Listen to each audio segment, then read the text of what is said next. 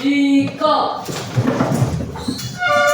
bersalam. Assalamualaikum warahmatullahi wabarakatuh. Doa mulai. Bismillahirrahmanirrahim. Raditu billahi rabban wa bil islami dinan wa bi Muhammadin nabiyya wa rasulah. Rabbi zidni ilma warzuqni fahma. Amin ya rabbal alamin. Ahmad Daniel, Ajeng, Andika, Ani, Aprilia, Arya, Aurel, Azahra, Desi, Elita, Baby, Hendra, Kurniawan. Oke, hadir semua ya hari ini.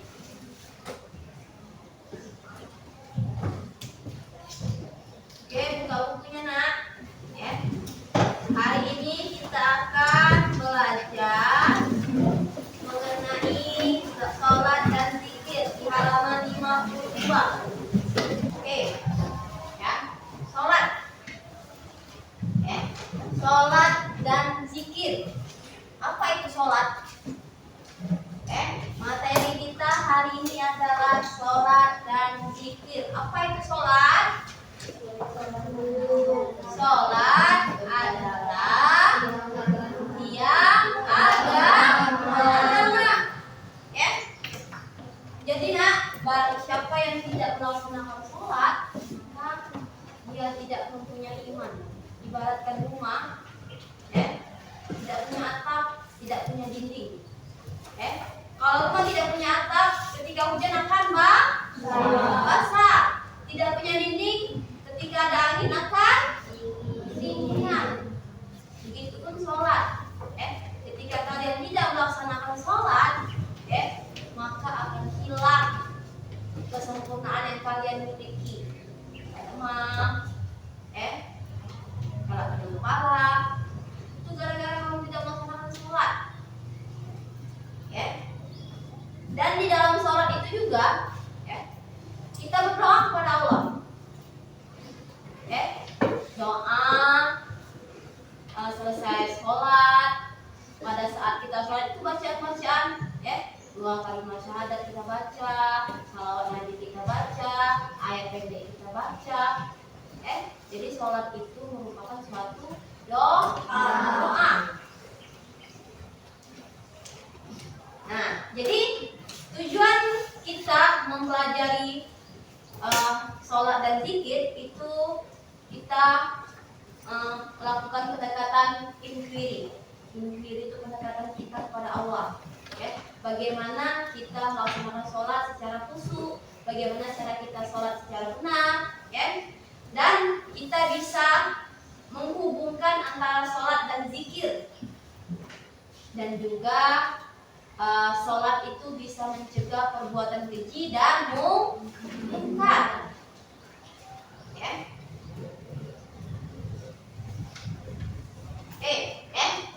Nah, menurut bahasa, sholat itu adalah doa.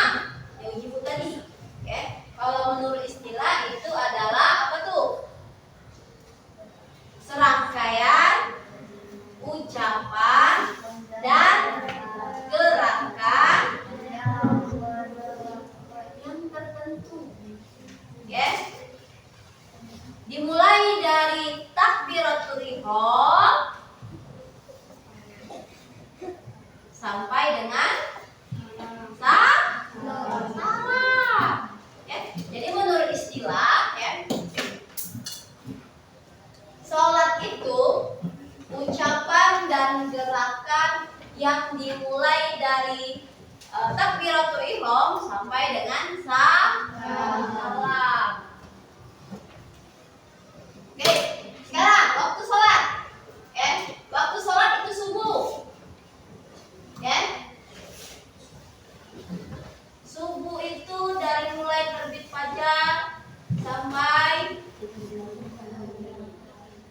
terbit matahari. Hari itu waktu subuh. Zuhur. Zuhur itu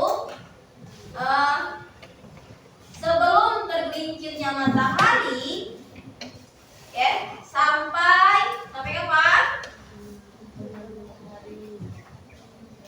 Sampai panjang bayangan kita itu sama dengan tinggi badan kita.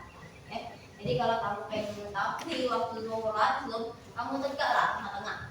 Kamu clear bayangan kamu. Kalau bayangan kamu sama dengan badan kamu, berarti itu waktunya telah habis. Sekarang asar. Asar itu selesai setelah waktu zuhur, tadi masuk waktu asar. Sampai terbenamnya matahari. Maghrib. Maghrib itu dari mulainya terbenam matahari sampai hilangnya sapat atau merah. Ada yang nggak di langit kita yang kemerah-merahan? Jadi waktu terbenam matahari ada merah-merah. Nah, kalau waktunya merah-merah itu artinya habis waktu sholat maghrib. Lalu diganti lagi dengan waktu isya. Waktu isya itu sampai dengan waktu subuh. Sampai dengan waktu subuh. Jadi itulah batasan waktu sholat. Oke, sekarang syarat. Syarat wajib. Syarat wajib itu yang pertama beragama Islam. Yang kedua balik. Balik. Yang ketiga berakal. Berakal ini artinya dia tidak gila. Tidak gila, dia waras. Kalau sholat sah itu yang pertama sudah waktunya sudah tahu. Misal, waktu sholat zuhur, ini waktu sholat asar, itu sholat sah. Yang kedua suci dari hadas kecil dan hadas besar. Suci dia yang betina mungkin mengalami menstruasi, yang anak mungkin mengalami mimpi basah. Oke, dia harus benar-benar suci. Baru bisa melaksanakan sholat. Yang keempat, menutup aurat. Aurat perempuan itu kecuali muka dan telapak tangan. Itu aurat perempuan. Kalau aurat laki-laki dari pusat sampai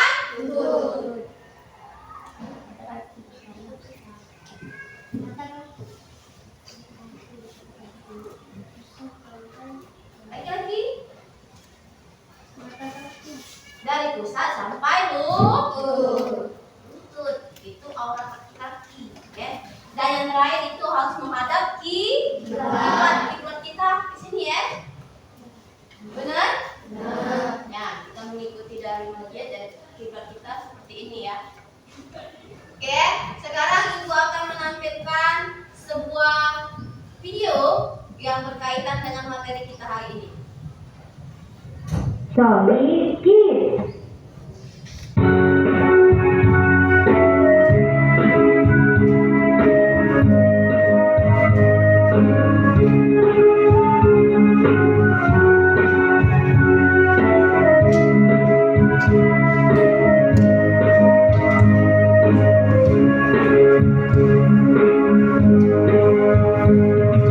Bagaikan seorang pohon berlaku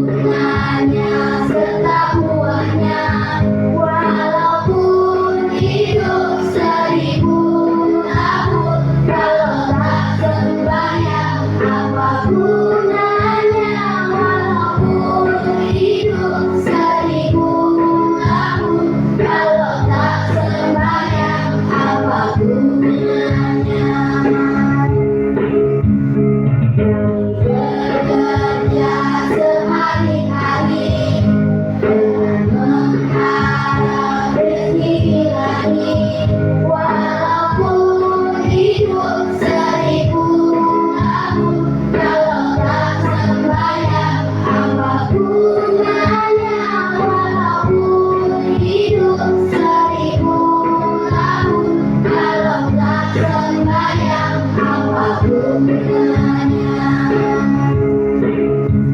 bila bukan sembahyang fardu, padulah sembahyang sunnah supaya Allah menjadi sayang kami bekerja hari-hari yang supaya Allah menjadi sayang kami bekerja hari-hari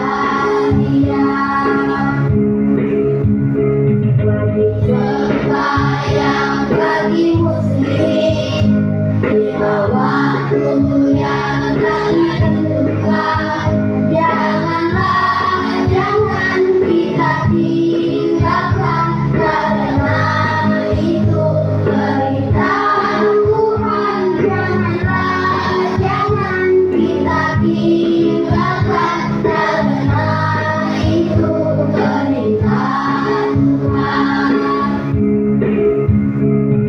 Dalam kubur kita sendiri tiada lagi yang menemani bila tak tahan pada ilahi biasanya bisa menimpa diri bila tak tahan pada ilahi biasanya bisa menimpa diri. Jangan lupa catat jangan ya teman-teman. Jadi, dari apa tuh namanya? Dari nyanyian tadi bisa kita simpulkan bahwasanya walaupun kita hidup 1000 tahun, bila kita tidak melaksanakan sholat itu tidak ada gunanya. Karena mengapa? Karena di dalam kubur kita sendiri. Jadi di dalam kubur kita sendirian. Tidak ada orang tua, tidak ada emak, tidak ada pak, tidak ada ayu, tidak ada kakak. Kita sendirian. Yang bisa menyelamatkan kita hanya amal ibadah kita. Jadi mulai dari sekarang yang belum sholat silakan laksanakan sholat. Sekarang ibu akan membagikan soal.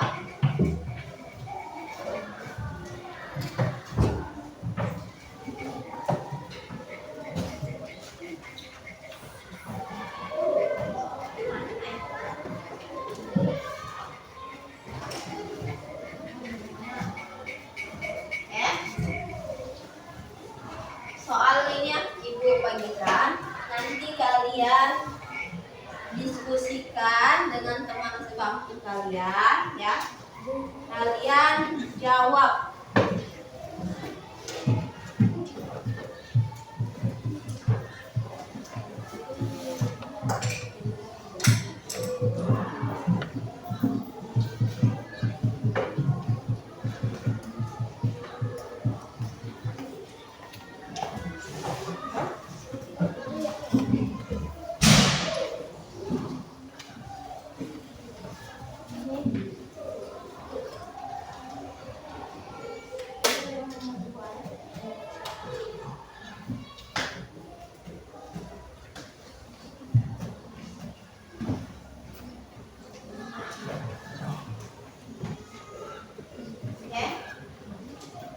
Coba perhatikan itu nomornya. Perhatikan yang pertama itu bagaimana cara meningkatkan ketakwaan kepada Allah. Satu, yang kedua mengapa sholat sebagai tiang agama, dan yang ketiga mengapa sholat dapat mencegah perbuatan keji dan mungkar. Silakan diskusikan dulu dengan teman kalian. Ibu kasih waktu. Sekarang siapa bisa menjawab nomor 1? Jawab. Salat 5 waktu secara berjamaah di masjid atau musola dengan khusyuk adalah fondasi utama. Pahami makna dan arti bacaan salat serta berusaha untuk menghadirkan hati saat melakukannya. Oke, jadi bagaimana cara meningkatkan ketakwaan kepada Allah Subhanahu wa taala itu dengan sholat. Di mana sholatnya? Di masjid ataupun di musola. Karena mengapa? Karena semakin banyak kalau teman kalian di masjid, itu akan semakin banyak pergaulan kalian, ya. Oke, yang kedua. Sholat sebagai hubungan langsung dengan Allah. Sholat merupakan bentuk komunikasi langsung antara hamba dengan Tuhannya. Melalui sholat, seorang muslim bernazar, berdoa, dan berkomunikasi dengan Allah Subhanahu wa Ta'ala secara intim dan tegas. Hubungan yang kuat dengan Allah menjadi landasan bagi keimanan dan ketakwaan yang kokoh.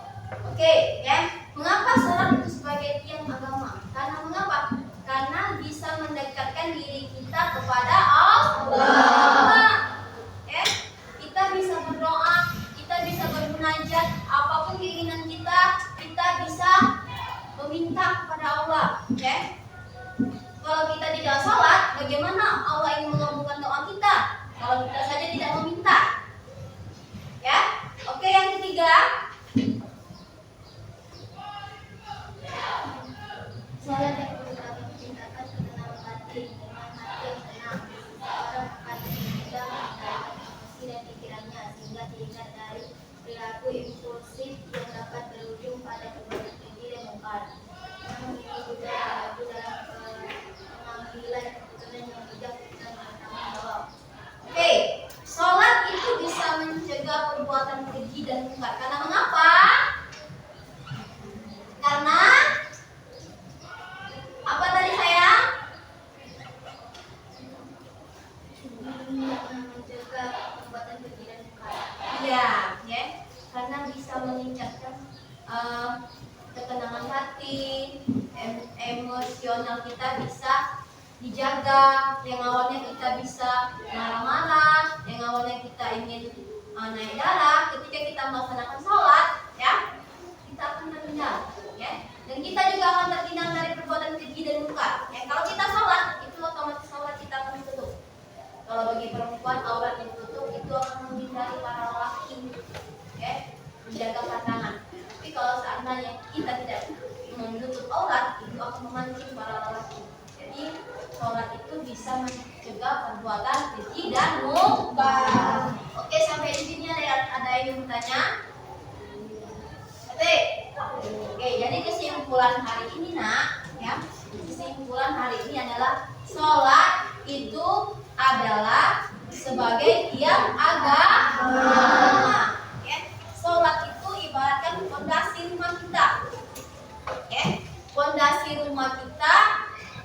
Semakin kita sering melaksanakan sholat, maka fondasi kita akan semakin kokoh. Dan sholat juga bisa mencegah perbuatan keji dan mungkar. Oke, sampai di sini pertemuan kita hari ini. Ibu akhiri dulu pertemuan hari ini dengan mengucapkan assalamualaikum.